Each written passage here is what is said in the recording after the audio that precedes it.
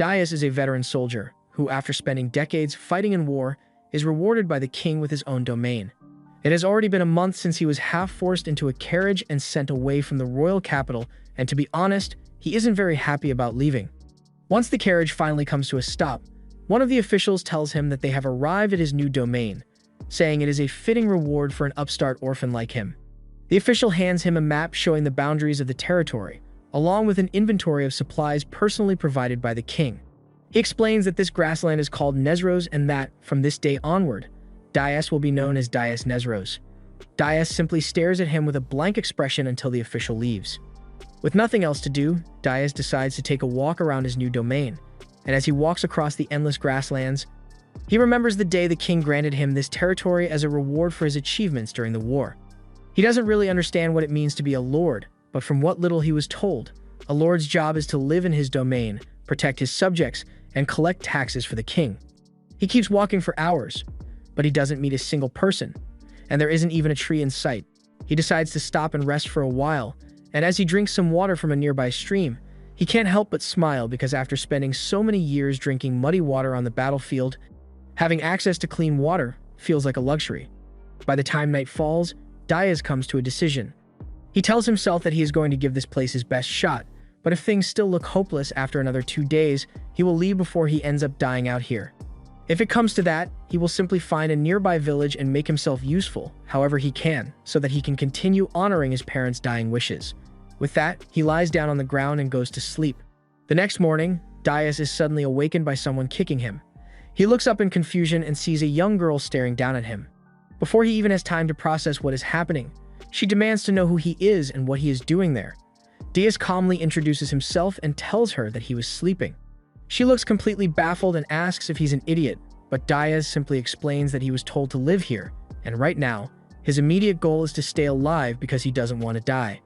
The girl becomes increasingly frustrated, convinced that he has to be joking, but Dias assures her that he is being completely serious. He tells her that he wants to fulfill his parents' dying wishes by being useful to others and protecting people whenever he can. The moment he finishes speaking, the horn growing from her forehead suddenly begins glowing with a faint blue light. She stares at him in confusion and asks why he isn't lying, but Dias simply replies that he has no reason to lie, causing the horn to glow blue once again. She immediately asks whether he is an enemy or an ally, but Dias hesitates because they only just met. Growing impatient, she demands an answer, and Dias suddenly realizes that this is his domain. If that's the case, then she must be one of his subjects, and there is no reason for him not to stand by her.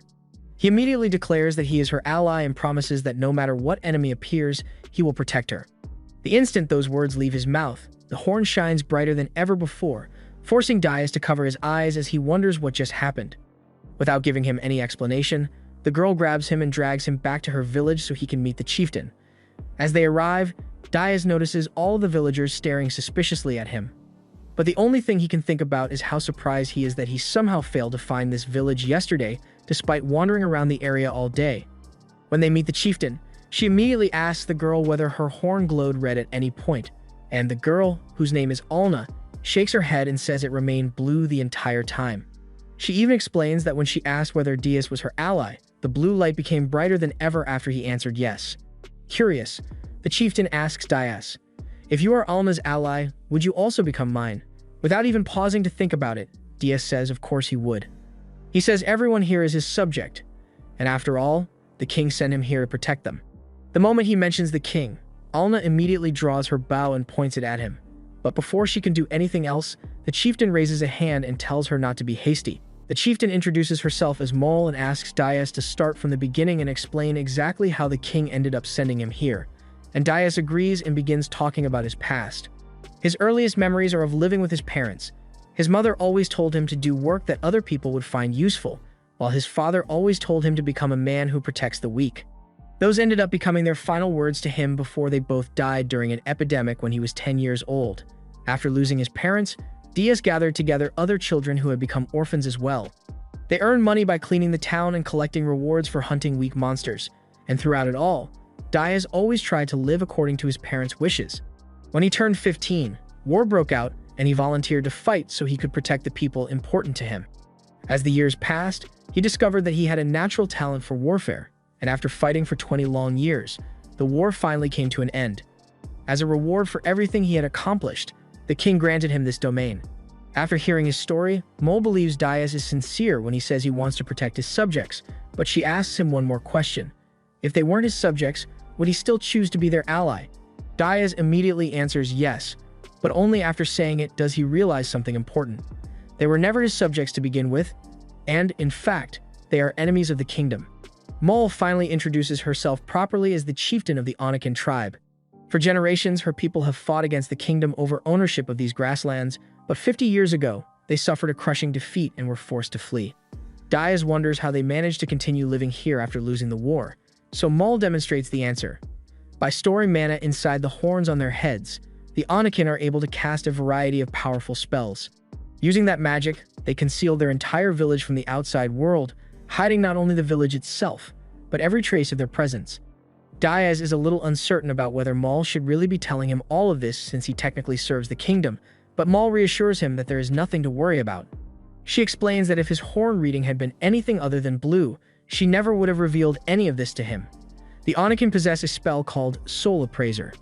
Whenever they are in the presence of danger or hostility, the horn on their head shines red. If the other person is harmless and bears no hostility, it shines white, while blue means that person will one day bring joy or blessings to the tribe. She explains that if Dias had lied to them at any point, Alna's horn would have immediately turned red, but it never did, and that is why she chose to trust him. Mol says she hopes Dias becomes a superb lord one day, and she offers him shelter, food, and even some livestock to help him get started. In return, she asks only one thing, that he never tells anyone about the village, not even the king. Dias readily agrees because he has no reason to cause trouble for them. As long as they don't start another conflict with the kingdom, he doesn't mind them continuing to live peacefully on the plains. Mol then casually announces that she will be assigning Alna to help Dias with his work and look after him, causing Alna to immediately let out a loud scream. The villagers help Dias set up a tent, and Alna explains that everyone in the village lives in tents because they can quickly pack everything up whenever they encounter a danger that can't simply be avoided through concealment. She tells Dias that the rest of his supplies will be delivered shortly and that she will teach him how to care for the livestock later. Before he leaves, she hands him a small pouch of Mittani dust and explains that when it is scattered around, its scent attracts nearby beasts. If he hunts those beasts, he can bring their meat and hides back to the village and trade them for more supplies. Dias immediately heads out to hunt. After walking a good distance away from the village, he suddenly realizes that he forgot to ask Alna how much Mittani dust he was supposed to use. Since he has no idea, he simply pours out the entire bag and waits. It doesn't take long before a herd of black geese comes charging toward him. Rather than panicking, Dias looks excited. His instincts from years on the battlefield immediately take over as he swings his battle axe with overwhelming strength. By the time the fighting is over, nearly half the herd has been wiped out, but Dias then realizes he has overlooked one very important problem. There is no way he can carry all of them back by himself. By the time the sun begins setting, Dias is slowly making his way back to the village with a single black geese slung over his shoulders. He feels a little disappointed that after defeating so many of them, he could only bring one back, and he figures Alna is probably going to make fun of him again. However, when he arrives, Alna is actually impressed and praises him for bringing down a black geese on his very first hunt. Dias casually tells her that this wasn't the only one he killed. He explains that he actually hunted nearly half a herd but couldn't carry the rest back. The moment Alna hears that, she immediately runs off to gather some of the villagers so they can help retrieve the remaining black geese. After hearing what happened, Mol comes over to congratulate Dias. She calls him strong and superbly manly, leaving Dias confused about what she means by manly, and when he asks her to explain, Mol tells him that a man's value comes from whether he is hardworking and dependable. According to her, those are the qualities that make a man truly manly, and anything else has no value to a woman. Mol then casually remarks that if Dias were ever to marry Alna, people would naturally expect a much larger wedding gift than usual. Dias immediately tries to deny that anything like that is happening, but Mol simply laughs and tells him not to worry, because humans and Anakin are perfectly capable of having children together. The next morning, Dias wakes up to find Alna preparing breakfast for him. After taking a bite, he tells her that she's a very good cook. Alna then asks what he plans to hunt today, and Dias wonders whether yesterday's haul wasn't enough. She explains that if Dias hopes to attract more people to settle in his domain, he's going to need things like a well and a privy. If he wants the village's craftsmen to build them, he will need more goods to trade. Dias immediately says he'll go hunt more black geese, but Alna quickly refuses. Instead, she tells him to hunt monsters. Their meat is too full of miasma for anyone to eat, but their claws, horns, and the magic stones inside their hearts can all be sold for a good price. Dias asks whether there are any monsters nearby, and Alna says she can use the power of her horn to track them down. Dias objects at first because he thinks monsters are too dangerous for her to get involved with, but after some reluctance, he finally agrees to let her guide him. Later that day, Dias is outside brushing the sheep's wool when several villagers arrive with the rest of his supplies. They apologize that his yurts haven't been finished yet, but Dias tells them not to worry because he isn't in any hurry. Just then, Alna walks out wearing clothes suitable for traveling, and Dias can't help being captivated by her for a brief moment. The nearby villagers immediately become so jealous that they look ready to explode, while Dias awkwardly clears his throat and tells Alna that they should get going if they're going hunting. They are in the middle of traveling when Alna recites a spell and uses magic to pinpoint exactly where a monster is. Alna tells Dias that it's a big monster. Dias tells her he will take a look first, but Alna refuses and reminds him that she can use concealment, and if things take a bad turn, she can always use concealment on both of them and they can escape. Dias and Alna look together and find out it's an earth dragon and not just a big turtle. Dias decides to try giving it a whack. Alna warns him not to try it, saying it is too reckless to charge in alone, but Dias doesn't listen and decides to fight head-on. He tells her to stay out of sight. Dias takes a swing at its scaly body with his axe but finds that the scales are too tough to break through. He then switches tactics and tries going for its weak spot, but the earth dragon covers all its weak points and curls up to protect them. Alna again reminds Dias that taking on an earth dragon is too reckless, but Dias would rather run out of options than retreat. He climbs onto the dragon's back and continues swinging his axe, hoping to break through, but the blade begins to chip. Still, he pushes forward, using his will to reinforce his axe and keep fighting. The dragon's miasma begins to affect Alna. Dias decides to take one final swing before retreating. The blow finally breaks a scale, and in response, the dragon launches fireballs at him. Dias uses the opening to strike its weak point and injures the beast. The dragon gathers energy for a final fireball, aiming at Alna. Dias seizes the moment and strikes the dragon's back, killing it. After that, two villagers searching the mountains for Dias and Alna stumble across them in awkward state and can barely process what they're looking at. When the group returns to the village, the news spreads instantly and everyone is stunned that Dias managed to bring down an earth dragon on his own. The celebration that follows is immediate and loud. Getting the dragon's corpse back to the village turns out to be an ordeal in itself, and by the time they finish transporting the massive body, morning has already broken. Mol finds Dias and tells him flat out that she can't quite believe he pulled it off alone. Dias, unfazed by the praise, gets straight to business and asks whether trading the dragon's remains for a well and a privy is a reasonable exchange. Mol almost laughs. She tells him a single leg of the creature is more than enough to have several of each built, and when Dias asks whether it's really worth that much, she confirms it exceeds anything the village can fully compensate him for. The best they can offer in return is butchering the beast along with his privy, a well, yurt materials, provisions, and medicinal herbs, and they'll even put up a storage yurt for him to keep the leftover materials. Dias is genuinely appreciative. Mol then brings up Alna and suggests he set something aside from the dragon as a wedding gift, adding that her parents would likely be overjoyed to receive a fang or claw. Dias looks confused and asks what marriage has to do with any of this. Mol tells him simply that he's getting married whether he's thought about it or not, and that the village will do whatever it takes to secure a close bond with a neighbor who kills earth dragons for a living. She also points out that even if he somehow avoids marrying Alna, every other eligible woman in the village will be at his door before long given what he's just accomplished. Dias says that sounds like a serious problem. Mol tells him not to worry since Alna has already gone to speak with her parents about the marriage herself. Dias goes quiet for a moment and wonders aloud if that's why he hasn't seen her since they got back, and Mol confirms it. He asks if they're considered engaged now, and Mol explains that Anakin don't have engagement customs the way humans do. Among her people, you simply get married, and the only real choice involved is deciding when it happens. That's about as close to the human concept of engagement as it gets. She also adds that building closer ties through marriage will serve him well if he ever intends to become a proper lord in this region. Dias says he appreciates the concern but admits it catches him off guard and asks why she cares so much about his future. Mol gives him a straightforward answer. If something happens to him, there's no telling what kind of lord might end up taking his place, and that uncertainty is something she'd rather avoid. With that, she leaves him to attend to her own duties. Dias overhears some villagers talking about how much Alna has accomplished even though she is still so young. Curious, he asks them how old she really is.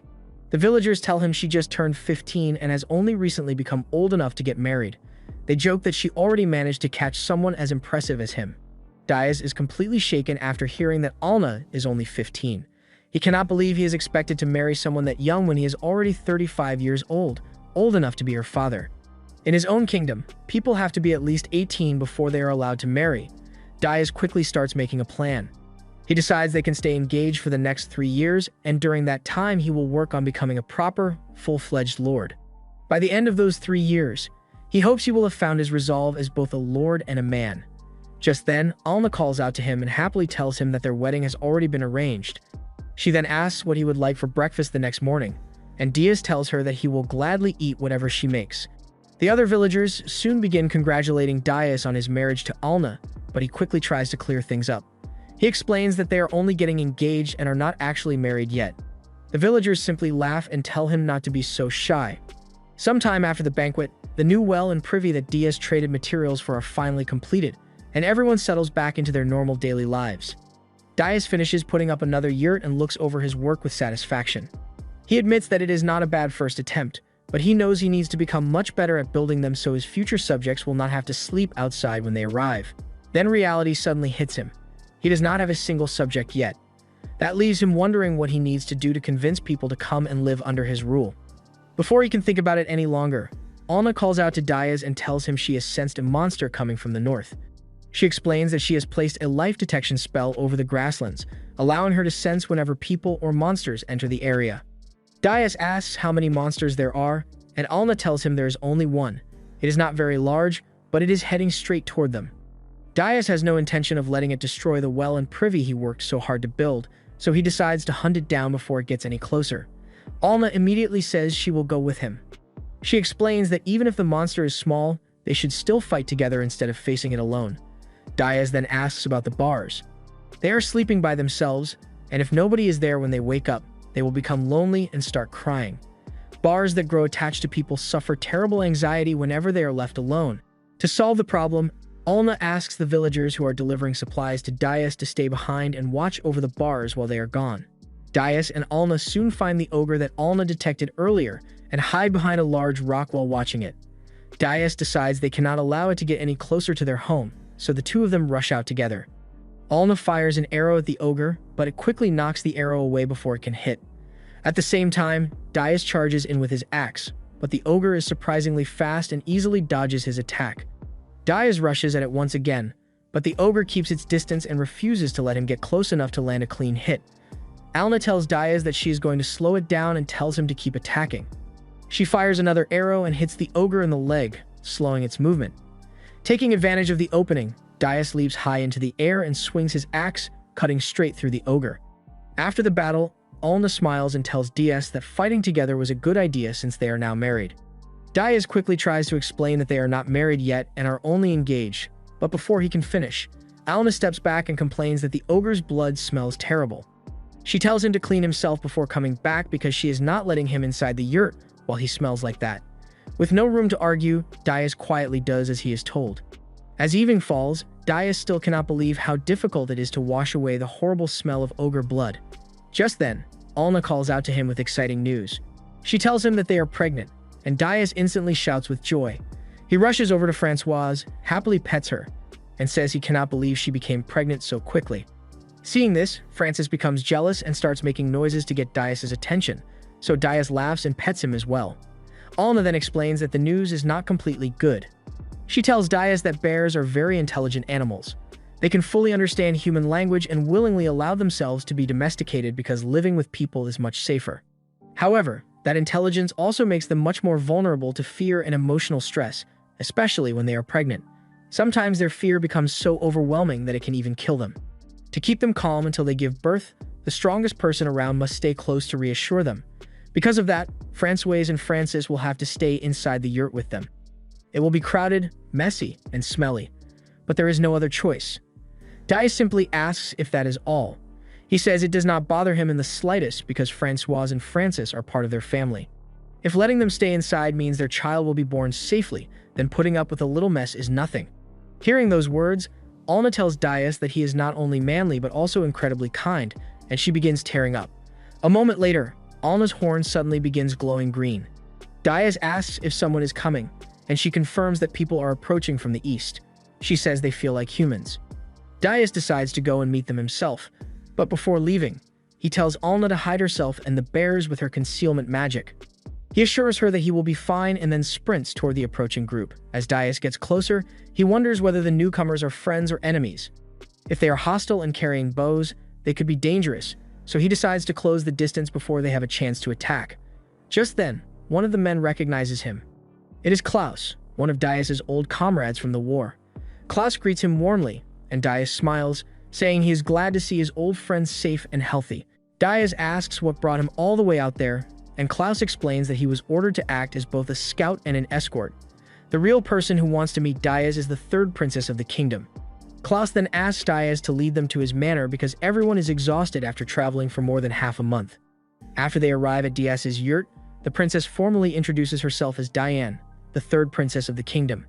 Dias is surprised that someone so important traveled all the way to see him. Diane looks around and asks whether his manor is still being built because she cannot see any servants. Dias tells her that he does not have a manor or any servants. All he owns is the yurt standing in front of them. He admits it may not look impressive, but he built it himself through hard work. Diane is confused and asks what happened to the craftsman. She believed the king had given Dias a large reward along with enough money to get started. Dias tells her that the king never gave him a single copper coin. Diane can hardly believe what she is hearing. Dias explains that he was abandoned there without any food or water and honestly thought he was going to die. Wanting to get to the point, Dias asks Diane why she came all the way to visit him. She explains that the kingdom is on the verge of war. In the royal capital, more and more people are demanding another conflict, and she has come to ask for his help. As payment, she even offers to marry him herself. Dias refuses without hesitation. He says there is no way he is leaving Françoise behind while she is pregnant. Diane asks if offering even greater rewards would change his mind, but Dias firmly refuses again. He tells them that if that is all they came for, they are free to leave. One of Diane's bodyguards loses his temper. Angry that a commoner keeps rejecting and insulting the princess, he draws his sword and prepares to attack. Before he can even make a move, Dias instantly shatters the sword with ease. He calmly tells them once more to leave, and this time they have no choice but to obey. As they walk away, Diane is clearly frustrated that Dias rejected her offer. She vows that one day she will make him regret his decision.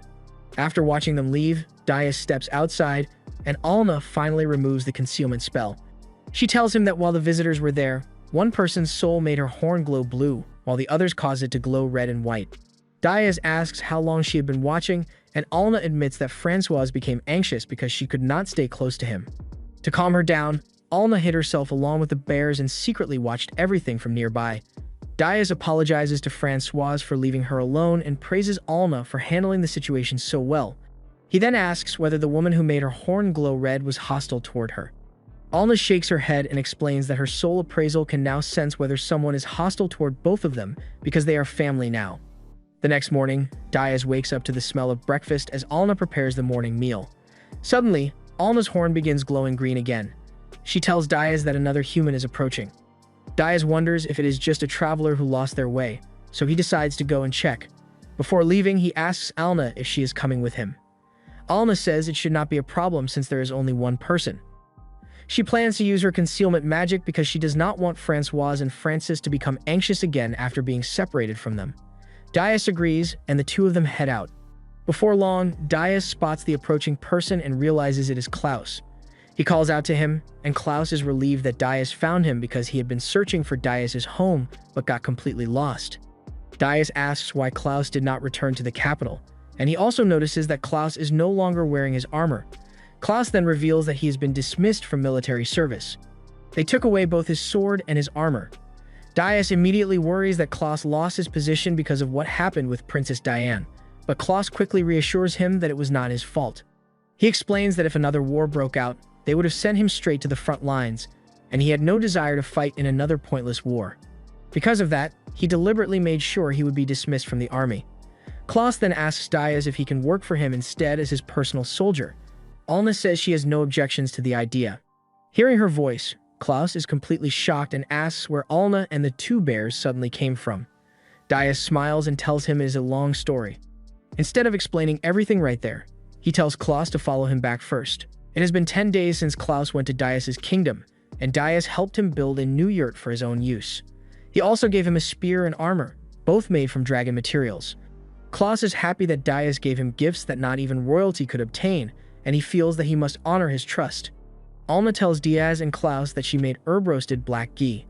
Klaus tastes it and tells Alna that she will make a fine wife in the future, but Dias breaks into a sweat, and Klaus is confused why.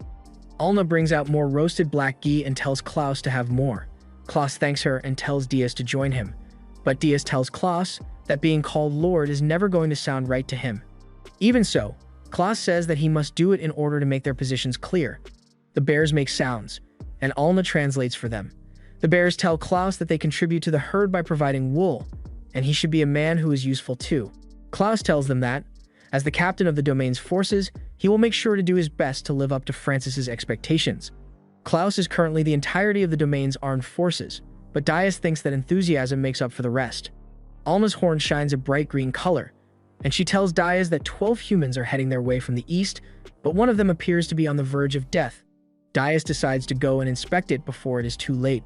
Klaus asks whether he should accompany Dias, but Dias refuses and tells him that he should protect the house. If anything seems off about them, he will send Alna and the bars back home, and at that point he would want Klaus to protect everyone there. Klaus assures Dias that he can count on him, and Alna uses concealment magic on Dias and the bears. Right now in the city, the 5 princes and princesses are in the grips of a succession dispute, and Princess Diane from the other day has less military might than her siblings' factions, so Klaus is sure that she was trying to court Dias. The fact that Dias never received his reward must be because of the second prince, who is said to be a money grubber. The nobility is split into factions, and the effects of their bickering and schemes are felt even out on the frontier. Someday the conflict itself may make its way into Dias's domain, but Klaus thinks that to fight and die in Dias's service wouldn't be so bad. Klaus notices Dias carrying an old woman on his back with some people behind him. Klaus asks Dias what happened, and he explains that there was a rebellion in a neighboring domain, leading a poor village to expel the elderly woman so they would have fewer people to feed. Klaus guesses that it is probably the Kazdecs. He passed through it on the way to Dias's domain, and they were in dire straits. Dias is impressed with the women because the elderly woman, who is their leader, managed to use her fortune-telling skills to find a way to survive the whole situation, which is how they ended up there. Klaus is happy that he has made 12 new subjects all at once. Dias decides to start building tents for the refugees, but Klaus tells Dias to treat the refugees as he sees fit because they won't contribute much. However, it completely goes over his head, and Dias tells Klaus that it is another way they are amazing. All the ladies are over 70, and Maya is 90, so he hopes that they can teach him the secret to a long life. Alna tells Klaus that she agrees with him since he is the Lord, and the bars agree that they should abide by his decisions since he is the strongest of the herd after all. Klaus realizes that he can't change Dias's mind because he has been like that since back when Dias was still in the army and the war was going on.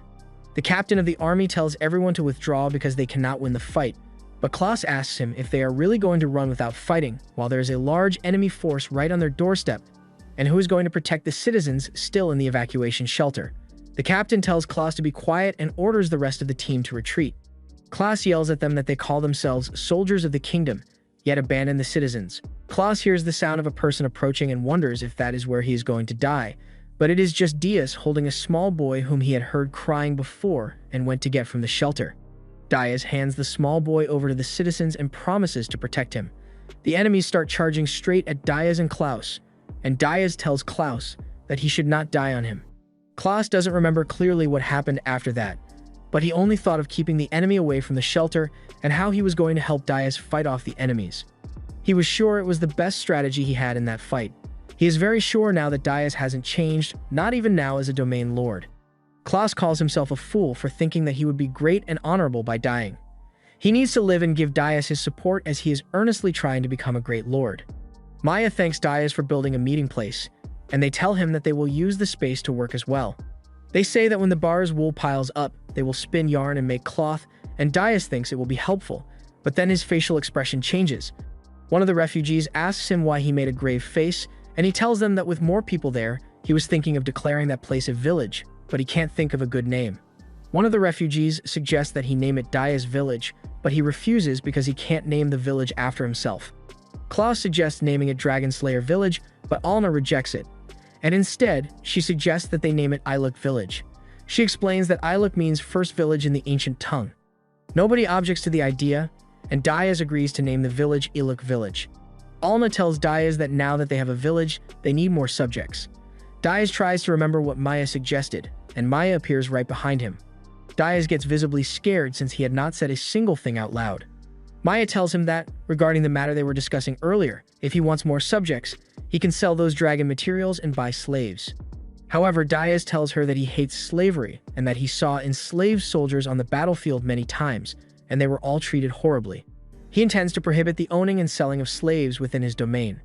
Maya sighs in relief and tells him that she doesn't like slavery either, but Diaz is confused and asks her why she told him to get slaves then. She explains that she wanted to know how he really felt about slavery, and if he had been on board with it, she would have steered him away. She asks Diaz to forgive her, but there are many tragic tales from their land. Diaz asks whether she is talking about the Kazdeks, and she replies yes. The Lord and his eldest son enjoy hunting down slaves, and his second son, the one who picked a fight with them, is said to have many female slaves attend to him. Diaz tells her that his domain and Iluk village ain't going down that road and that he won't allow it. A traveling merchant comes by the Onikin village periodically, and Alna sent word for him to swing by their domain as well. Klaus wonders what he looks like, and Diaz is shocked to see that he is a frog. The frog hops down from the carriage and tells them that his name is Pajan Du and that they should do some nice business together. Alna tells them that he is a member of the frogkin race. Pajan asks them whether he can take a look at the earth dragon materials. Diaz drops them on the ground and Pajan yells in shock, expecting Diaz to show him something smaller. Pajan asks Diaz whether he really killed the dragon by himself, and Diaz thinks that Pajan wants to know whether his trading partner is lying to him, so he demonstrates by cutting the material into 2 pieces. Pajan is even more shocked. Diaz asks whether Pajan believes him now, and Pajan agrees and tells him he is happy to trade with him. Pajan tells his guards to start unloading all the goods, and after checking, he is glad he brought enough goods to trade with. Pajan decides it is a good time to bring out a surprise. He tells Diaz that he couldn't offload the slaves in the Beastkin nation, but since Diaz is a human, he thinks he would take them. Diaz gets visibly angry at Pajan for selling slaves, and he notices that the light in their eyes is gone, which means they are also orphans like himself. Before Diaz could do anything rash, Alna holds his hand and tells him to calm down. Maya tells him not to make such a scary face in front of the children. Maya tells Pajan that they do not wish to buy slaves, but Pajan tries to explain that they have it all wrong and that the 2 aren't slaves. If he had not taken them as merchandise, they would have been dead. In the village where the 2 children were born, the villagers shunned them and said that they would bring calamity, and they were going to execute them. Their parents took them and ran away from the village, and that's around the time Pajan made their acquaintance. However, it was more than the parents could handle, and they both fell ill. They knew their days were numbered, so they asked Pajan to look after the girls, but Pajan said no since he does not do charity work. The parents paid Pajan and told him that he could take them as merchandise, but all the money they gave him then is gone, and the twins are making him go broke, so he begs Diaz to take them. Diaz agrees and tells him that he will take custody of the twins and will pay in materials to cover what he has spent supporting them. Diaz picks them up and asks how old they are and what games they like to play, but they do not respond. Diaz continues to ask them questions but gets no response, so he thinks they don't have names and decides to name them himself. Then they speak up and tell him that they don't want new names. He uses the opportunity to ask for their names, and they tell him that their names are Senai and Ihan. Diaz tells both of them that he would like them to take a bath with their new big sister, Alna, and change their clothes, and they agree. Maya tells them that afterward they will have steamed potatoes, and Klaus tells Diaz good job for getting their names. Diaz tells him that they wanted to protect the names that their beloved parents gave them. Klaus is surprised by how good Diaz is with children, and Diaz tells him that before the war he was sort of a father figure to the other orphans, and he hopes all of them are doing well. Alna brings Senai and Ihan to Diaz, and Diaz doesn't expect them to open up to him so suddenly, so he calls them by name and compliments their new clothes. Maya knows that they aren't human children, but she feels like they will be good for the domain. She will watch and see what happens. Alna gives Senai and Ihan jewels and explains the meaning of their names. Senai means one who is beautiful like the moon, and Ihan means the holy moon. Alna tells them that their parents must have had a deep attachment to the moon, and that is why she gave them the Ahai jewels. It is said that the power of the moon is hidden within them. The girls remember their parents and start crying. Diaz tells them that they have both been so brave since they left their beloved parents, but they don't need to hold back anymore. And when they feel like crying, they should go ahead. Dias asks Alna what the ancient tongue she mentioned is, and Alna explains that it is an ancient language that exists only in legends. No one uses it now, and she doesn't know if it is purely an Oni kin tradition, but the two children don't seem to be human. She tells Dias that it is possible their people once had contact with the Oni kin. On that day, Iluk village grew a lot livelier and more boisterous, and then 10 days later, Sene and Ihan are fighting because Sene ate Ihan's potato. Ihan says she is sorry, but Senai tells her that she was saving it for later. Dias tries to give Senai his potato, but Senai doesn't want it. Alna's horn lights up green, and she tells Dias that it is a lone human on a horse from the east. Dias decides to go and check it out, and Senai and Ihan tell Dias to come back home soon. Dias assures them that he will. Dias sees the person, and Alna tells him that the person came up white on her horn, which means he has no hostility toward them. The person gets off the horse and introduces himself as Kamalats. He serves Eldon Kazdix, the new lord of the Kazdix domain. He tells Dias that Eldon wishes to have a meeting with him and is on his way as they speak. Kamalats asks if he can receive him at his manor, but Dias refuses and tells him that he will meet him right there. Kamalats leaves to tell Eldon the information, and Dias thinks that since there is a new lord, it means that Alna's rebellion was successful. Dias is not letting anyone surrounded by enslaved women near Iluk village. Dias sees the new lord of the Kazdix domain approaching, and he remembers Maya told him that Eldon is said to have many female slaves to attend to him. The whole idea of slavery infuriates Dias, so he grips his axe tightly out of anger and says that he is not going to let a guy that keeps slaves anywhere near Iluk village. Alna tells Dias that Eldon is shining a blue color. It is not as intense as Dias' own, but it is still pretty strong, and no one accompanying him is red. Eldon gets off the carriage and runs towards Dias and apologizes for coming to him, but he tells Dias that he had to meet the man who he admires for himself and introduces himself. Ever since Eldon was a child, he has had utmost respect for the kingdom's heroic savior, and he got it in his head that he should be on good terms with him. But he promises to not do anything wrong, and he hopes that Dias isn't upset. Dias tells him that he isn't upset, and he apologizes to Kamalats for his rude treatment before. Eldon tells Dias that there is no reason to fret over rudeness, and he is more than welcome to dispense with formalities with them.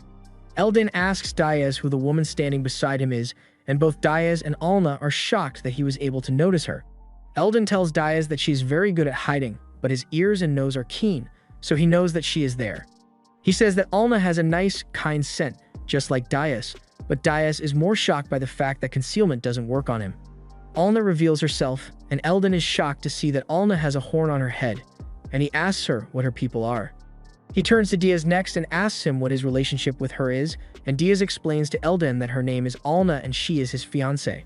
But Alna corrects him by saying that she is his wife. Eldon looks at the horn and asks her whether she is a demi-human, and she tells him that she is an Onikin and she was born with the horn on her head. She has never heard the word demi-human, so she does not know how to answer. Eldon explains that demi-human is a general term that is used for people who are not human but are similar to them, and they vary, such as beastkin and fishkin. Alna answers that if what he is saying is right, then she is indeed a demi-human. Eldon's eyes get watery and he starts crying. Eldon asks Dias whether he has had a child with Alma, but Dias tells him to stop crying and that he does not have any children with Alma. However, Alma says that she plans to have 10 children with Dias, and Dias is shocked that she would even say something like that. Alma explains that they do not have any children of their own yet, but Dias is raising 2 orphans who appear to be demi-humans. Eldon is shocked to hear that Dias has a demi-human wife and demi-human children and cries even harder than before. Eldon's facial features start changing, and his ears and nose grow into those of an elephant. He yells that he has finally found a comrade and that it is none other than Dias while picking him up with his trunk. Dias is surprised and asks Eldon whether he is a demi-human too, but Eldon falls to the ground in pain while sweating heavily, and Dias asks him whether he is okay. In the carriage, Eldon is lying down while Dias asks Kamalats what is going on with him. Eldon tells Kamalats that he doesn't mind if he tells Dias the truth. Kamalats explains to Dias that Eldon is a half demi-human, born to a demi-human and a human, and he can assume any form that he wishes to take, but the shift between each form is quite taxing. Half demi-humans are rare, and being one is an advantage for Eldon. However, not having a single stable form poses some difficulties for Eldon, and that is why he cannot do without the devoted care of his wives. Eldon sits up and tells Dias that he was so delighted to hear that he was married to a demi-human that, in his excitement, he changed form in spite of himself. Dias tells him not to worry about it, and Dias asks about the rebellion that happened earlier. Eldon tells him that he did it to protect the people who were dear to him. It all began when Eldon was born.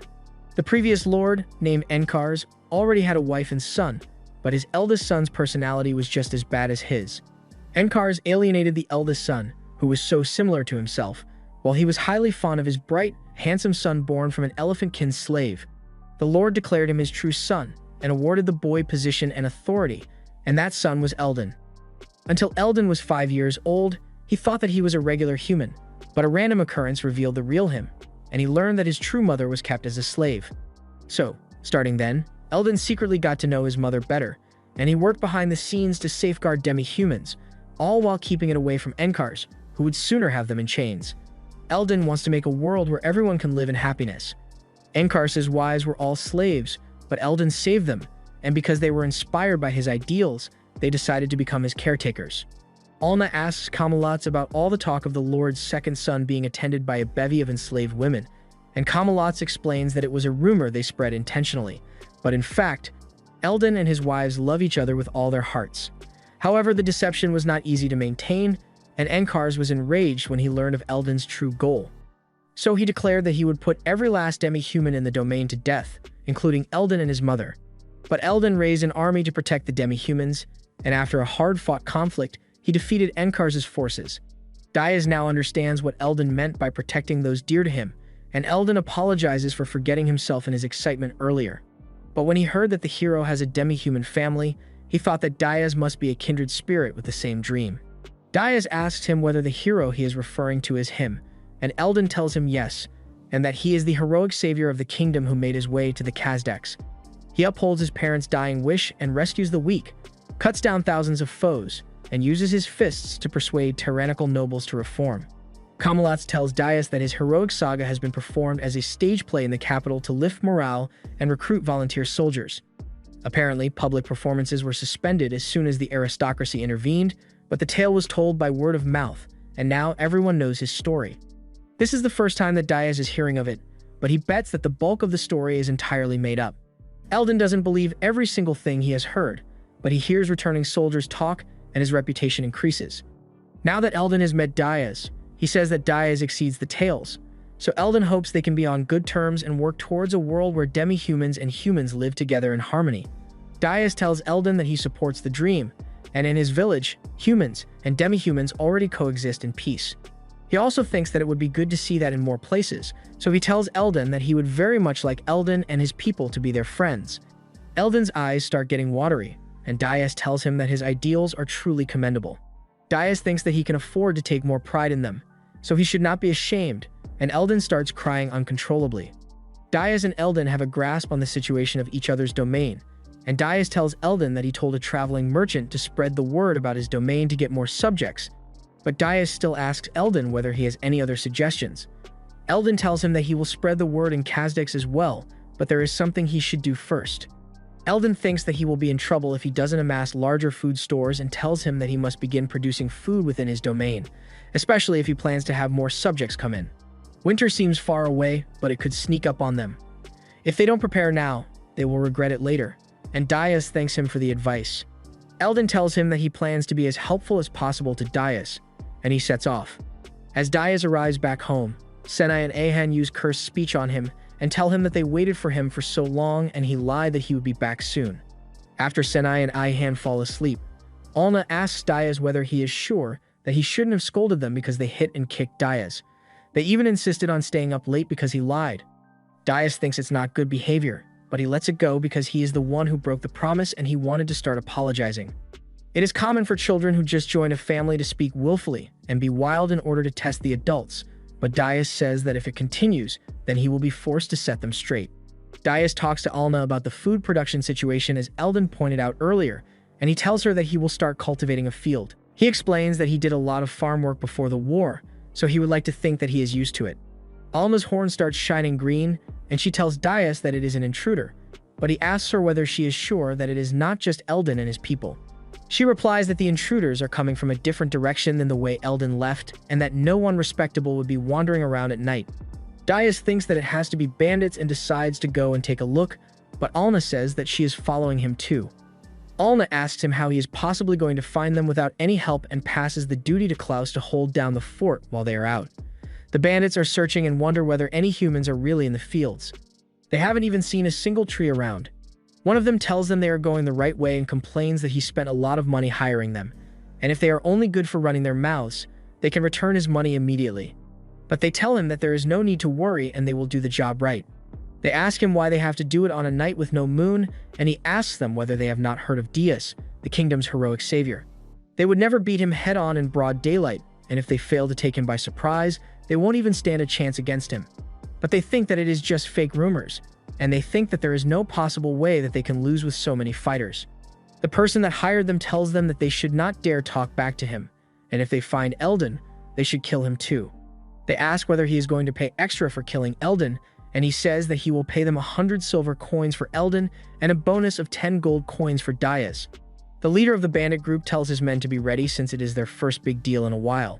Before they can finish, an arrow is sent their way and pierces one of the bandits' men. More arrows are sent their way, and the leader tells them to discard the torches and fire at the red light ahead. The red light flies away, and the leader wonders what it is.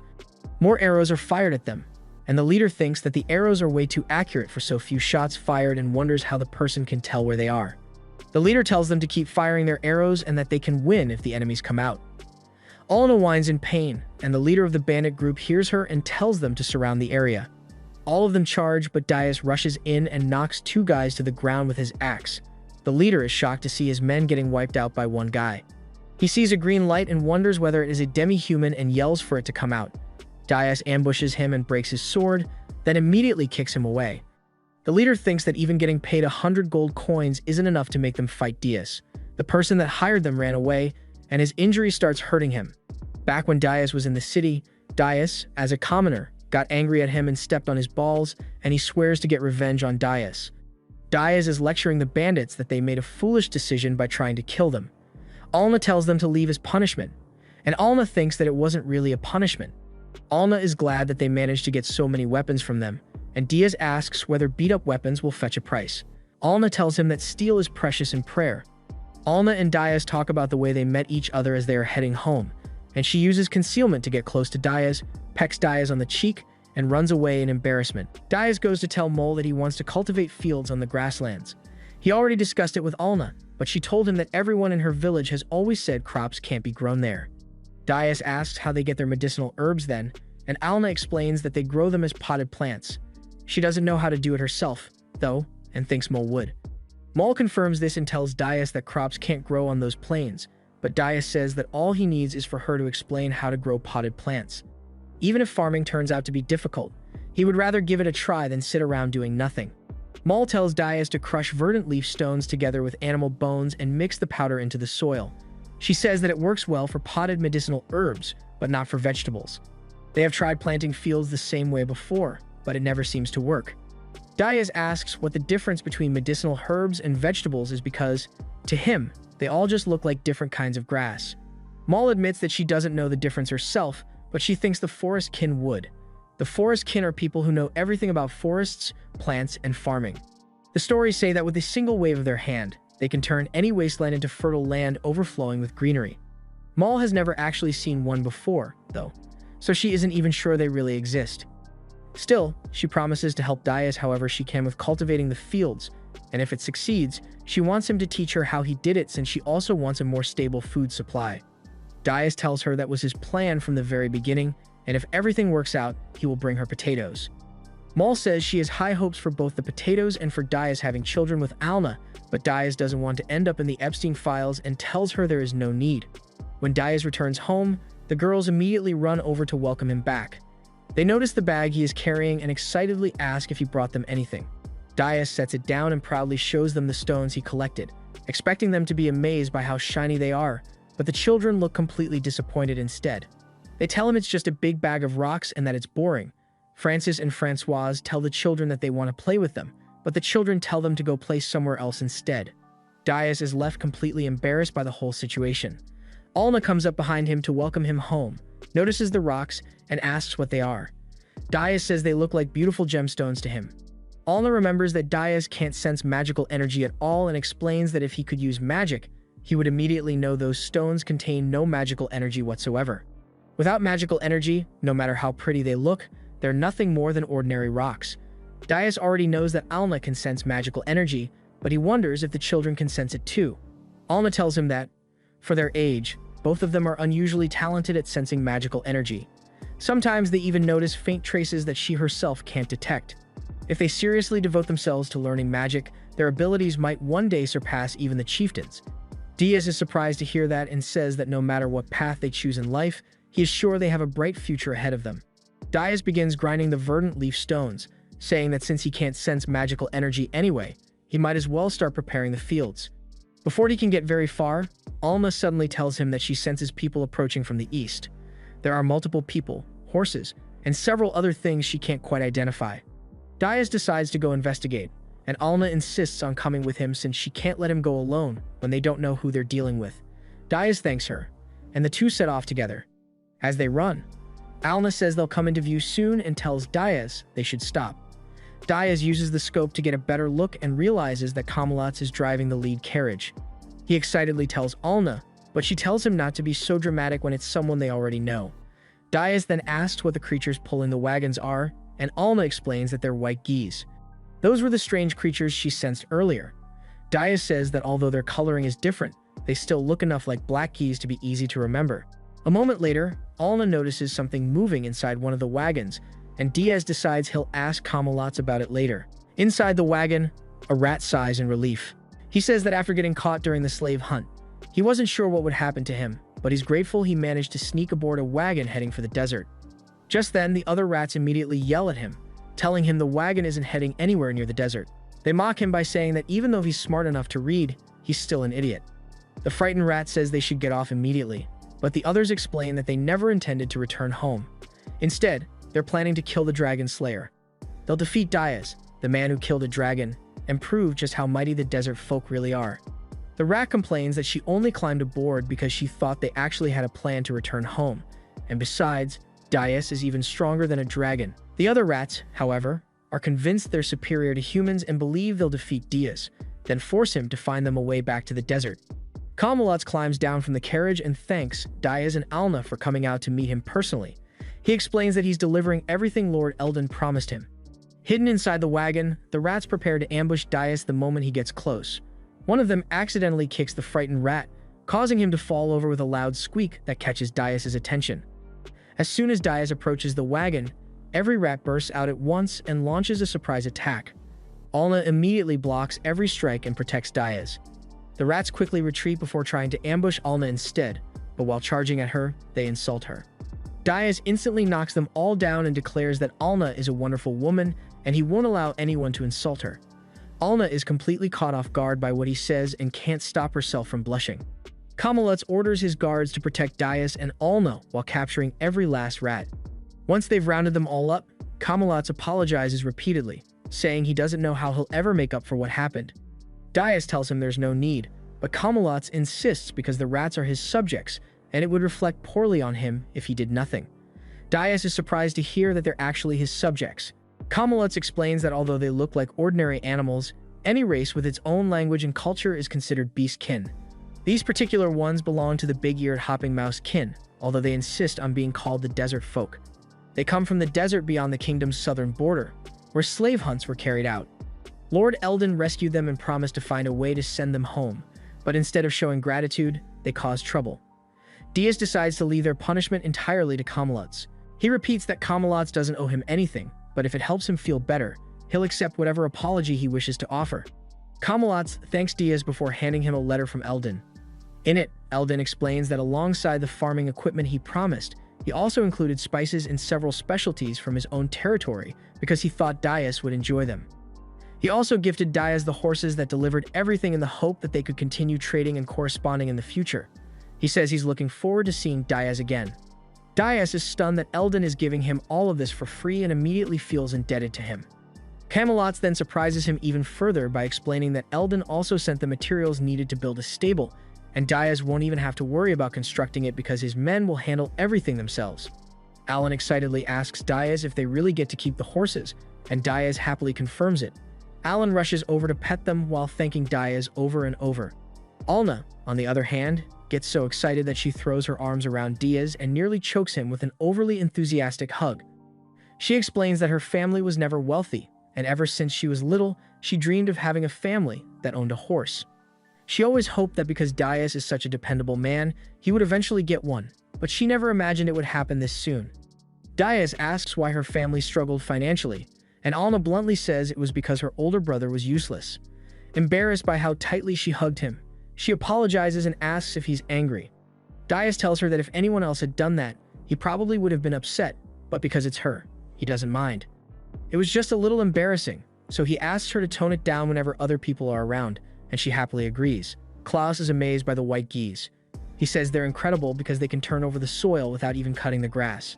He nearly loses control of the plow, but Maya quickly reminds him to keep a firm grip on the handles. Once they're finished plowing, everyone agrees to let the soil rest for about 3 days before planting any seeds.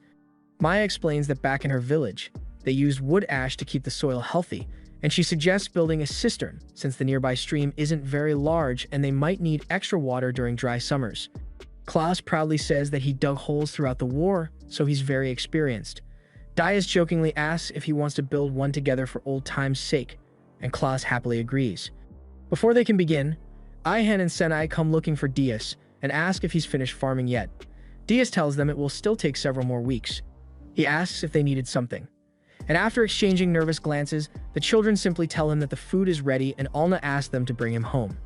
Diaz is surprised they walked all the way out there just to deliver the message. As he carries them back, he notices they're acting strangely and wonders what's wrong. The children quietly ask if farming is difficult, and Diaz tells them it really isn't. They then ask if he would be sad if they kept a secret from him. Diaz says that if it's a bad secret, then yes, he might be sad, but if it isn't, then he won't be. Hearing that, Ihan and Senai suddenly jump out of his arms and continue walking toward the house. Diaz keeps asking why they ask those questions, but neither child answers him, nor do they mention anything to Alna. After a few days, they return to their usual cheerful selves, and Diaz gradually forgets about the entire conversation. Once the 3 days have passed, Alan brings Diaz some seeds and explains that they're the seeds of a fast-growing medicinal Yenoshi herb, which usually sprouts the very next day. Diaz leaves to check on the stable and is shocked to discover that the entire structure has already been completed in only 3 days. Kamalats explains that they simply used prefabricated materials that only needed to be assembled. Grateful for everything they've done, Diaz offers Kamalats several dragon parts as thanks, but everyone immediately protests that the gift is far too valuable. Diaz eventually convinces them to accept it by claiming he'll simply leave the materials in their care to use for his benefit later. As Kamalats prepares to leave, Ihan and Senai begin crying. Alna tells them they can't stay inside crying forever just because they'll miss him. Once they're finished crying, they still have to take care of the horses because if they don't, the horses will start crying too. The girls immediately wipe away their tears and rush off to look after them. Diaz heads back to check on the fields, only to discover that none of the plants have sprouted. Instead of getting discouraged, he decides to try again, because not everything succeeds on the first attempt. The next day he finds exactly the same result, so he wonders if he simply didn't use enough verdant leaf stone and adds more. When nothing grows the following day either, he prepares to add even more, but Alna stops him. She tells him that using too much will actually damage the soil and gently reminds him that crops simply can't grow on the grasslands. Ihan and Senai witness Diaz's disappointment and begin wondering what they can do to help him. As they think about it, they suddenly hear a stranger calling out for help. Curious, they follow the voice until they arrive at a wooden box. The moment the rat inside realizes someone is nearby, he immediately cries out and begs them to save him. Senai asks Ihan to help her move the box because it is too heavy for her to move on her own, and Ihan agrees to help her. The rat starts crying and thanks them when they open the box. She tells them that she has been inside the box for a very long time and she owes the two of them her life. Ihan and Senai both introduce themselves to the rat, and they ask the rat for her name. She tells them that her name is Amber Jerry Bauer and she is part of the big-eared hopping mouse kin. It might not be obvious, but she is a grown woman. Ihan compliments the rat's glasses and tells her that they look good on her. The rat tells her that she made them herself, and she also shows them that she made a book for studying purposes, and they are amazed. They ask the rat how she got stuck in the box, and the rat tells them that when her people were trying to attack Diaz, she got dragged into the whole mess. They ask her whether she is a friend of Diaz, but she tells them that she has never even spoken to him because she hasn't gotten out of the box since she arrived. Senai and Ihan look at each other. then ask the rat for advice but tell her that it is a secret that Dias and the others must not find out. After they finish telling the rat the secret, the rat wants to clarify and asks them whether they are both from a tribe called the Forest Kin, and they agree. The Forest Kin live in the forest, protect it, and become part of it. They open their pendants and show the rat a seed. They explain that when a Forest Kin is about to die, they put their strength and knowledge into a seed, and they entrust that seed to someone close to them.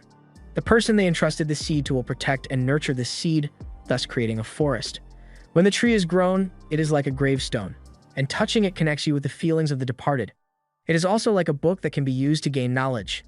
They are really family trees in more ways than one, and the Forest Kin protect these trees by giving them their magical power so that they can make plants grow faster and create barriers to ward off disease and miasma. Senai says that because they have not grown up yet, they can only get plants to sprout and make little barriers, but they are not allowed to tell humans about it. It was the last promise they made to their father and mother.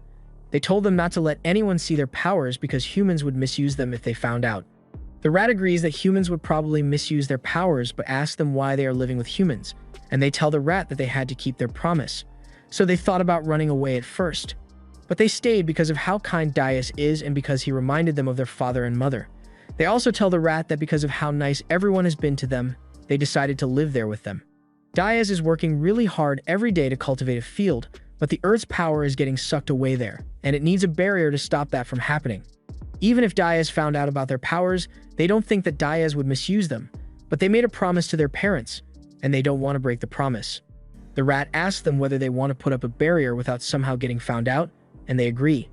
The rat tells them to do it late at night when everyone is asleep, but they tell the rat that they can't because they also sleep at night. But the rat says that she will wake them up and take them there because she has good night vision and she can lead them there in the dark. Senai and Ihan are glad that they talked to her, but the rat tells them not to get too excited or they will be found out. Once night falls, the mouse is drinking water and says that she feels alive again because she has not drunk water since she arrived. She hops towards the tent and finds the careless tear that Senai and Ihan told her about. She squeezes her body through the hole and sees everyone sleeping peacefully. She notices Dias and decides to go around him so that she does not wake him up, but as she is about to go past him, a strong stench hits her nose and she nearly blows her cover. She now understands the bad smell that Senai and Ihan were talking about. As she continues moving, she reaches Senai and Ihan and tries to wake them up. She tells them that if they don't get up now, then they won't have the chance to do it later because it will be morning by then. Once Senai and Ain get up, they go outside and walk a few steps, but stop, and the rat asks them what the problem is.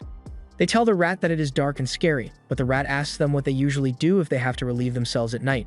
The rat says that the situation they are in is a big problem because she is not enough to reassure them, but Senai and Ihan pull out the seeds from their necklaces and call upon their father and mother to give them courage, and when they have gathered enough courage, they hold each other's hands and start walking towards the farm.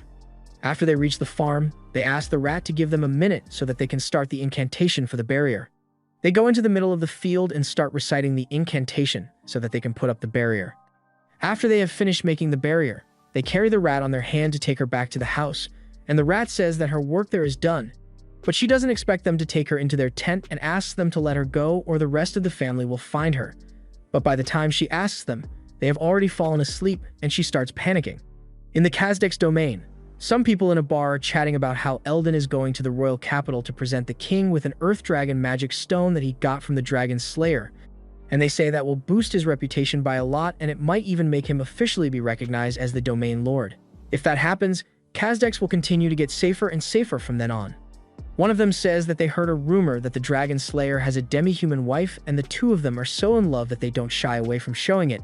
And the wolf demi-human confirms it by saying that his brother is one of Kamalatz's guards and his brother told him. The deer demi-human says that the dragon slayer is from the east and Easterners are known for hating on demi-humans, so they wonder why he is married to a demi-human. The wolf demi-human says that he thinks the dragon slayer's wife is horned, and the lion demi-human guesses and says that his wife has to be a rhino kin. They think that a human marrying a rhino kin is crazy. People in the city have been hearing that Dias is looking for new subjects, and he's accepting all people except bad guys or criminals, and Dias is even offering food and housing. The wolf demi-human says that he saw several dog kin standing there staring at the sign. The lion demi-human says that apparently someone manipulated those big-eared hopping mouse kin to try and attack Dias, and the mouse kin are claiming that it was the monkey kin that told them to do it, But the wolf demi-human says that it sounds like a story that the mousekin made up to avoid taking responsibility, and that is how it seemed. But others have come forward, saying that they were hit up by a monkey-kin dressed in all dark clothing. As the guy in the red cloak leaves the bar, he walks into an alley and then he removes his cloak and says that he was only able to fool the mice, but they failed miserably. A totally normal woman with no ill intention comes up to him and asks him whether he wants to have fun, but he grabs her head and tells her to get lost. Two knights are talking about how Kazdex has a new lord and it is going to make things harder for the second prince, Miser. The previous lord of Kazdex was controlling the west, and Miser was getting rich off of it. Losing the previous lord will be a hard blow to Miser. Eldon is trying to distance himself from Miser, so they are wondering whether the crown will fall on the first prince named Richard or the three princesses, but they don't think the youngest princess, Diane, has any chance. Another knight rushes in to inform them that Diane has left the royal capital with a large group of soldiers, but they tell them not to worry because it's probably just her usual. He tells them that it's not her normal amount, but instead it is around 200 troops, and she also had dozens of wagons laden with provisions, and he wonders whether war has broken out, but they tell him that it's someone else's problem and not theirs. In the morning, Alna wakes up, and when she sees Ahan holding a rat in her hand, she yells, asking them what a rat is doing in their tent. Alna is giving Senai and Ihan a bath and asks them what they were thinking when they brought a rat into their bed. She tells them that they are not going to enter the house until they have had a herbal bath because mice can carry deadly diseases. The rat apologizes, but Alma tells her to wash herself, and the rat complies immediately. Alma scolds the three of them and tells them to sit in one place and think about what they have done. Dias thinks that it is doing a number on them, but getting scolded is teaching them a valuable experience. Dias thought that the rat was an attacker they missed, but Alma said that they registered as a strong blue. Maya calls Dias to show him what had happened to the field overnight, and he is shocked to see that the field had actually sprouted overnight, but they find it strange that they used two different soils, but in spite of all of that, it's growing in a perfect circle. Alna congratulates Dias because she never actually thought that the crops would take root and calls it a miracle. Alna says that she knew Dias was a great man and now his strong, unyielding hard work has finally paid off. Dias is delighted that the field has done well, but what makes him even happier is that Alna is happy too. Dias is carrying out the box that Amer was hiding in. Then a pigeon lands on the box and greets Dias, but Dias is shocked that even a pigeon can talk. He drops the box, and the pigeon tells him that his name is Jaren and he serves Eldon as his chief messenger. Dias asks him whether he is a demi-human too, and the pigeon replies with yes. His people are known as the Pigeon Kin. He tells Dias that he came to deliver a letter from Eldon and it is urgent. Dias looks at the bag for a while, and only then does he realize that he is supposed to open the bag. Eldon tells him that some small ilk dog kin are interested in becoming his subjects, so he would like to know whether he would take them in. Dias asks him what small ilk means. Small ilk look more like their ancestors and are weaker, while large ilk are stronger and resemble humans. They heard about Ilk village from their large ilk who went there, and now they aspire to live there permanently. Dias tells him that once he gets approval from the rest of the village, then he will accept, and asks him whether he minds waiting while he goes to ask them, and Geraint says he doesn't mind. As Dias turns back for a second, he sees Geraint drooling over the beans and asks him whether he would like to have some, and Geraint is overjoyed. Senai and Ahan are happy to hear that dogs are coming to stay in their village and say that they are going to play with them. Dias tells Alna that he would like to talk to her in private about something. When they go outside, he asks her whether they told her anything, but Alna tells him no, but they seem sorry for what happened. When she asks them why they had a mouse in bed with them, they refuse to explain. And Dias thinks that they must have a good reason for that, so he would rather wait until they willingly tell him. Dias asks her what she thinks about him accepting more subjects, but Alna tells him to do as he pleases because her duty is to support his decision. Amer begs Dias and tells him that she wants to live in his village, and Dias agrees but asks her if she was in Eldon's domain. Wouldn't she be able to get back home someday? Eimer says that she wants to stick around with Senai and Ihan because she wants to help them grow. She may not look like it, but she is literate and knows basic math, so she says that she will work hard as a tutor for the girls or at some other job, and she begs him to let her stay. Dias looks at Alna for confirmation, and Alna says that as long as she tries to keep things hygienic, then she can stay. Dias got everyone's approval regarding the small ilk, and he also wrote to Eldon that he intends to take an Amer, so Jaren should pass that along too. Alna wakes up Dias and tells him that they have visitors on their land. Dias and Alna are running towards them, and Alna tells Dias that she can sense multiple smaller ones and one big one. Daius sees the beast and asks Alna whether it is one of the beast kin that wants to live there, but Alna tells him that it is a lich anaconda and it is a monster. Daius sees that one of the dog kin is about to be swallowed and charges forward to save him, but Alna warns him to wait because they are unarmed.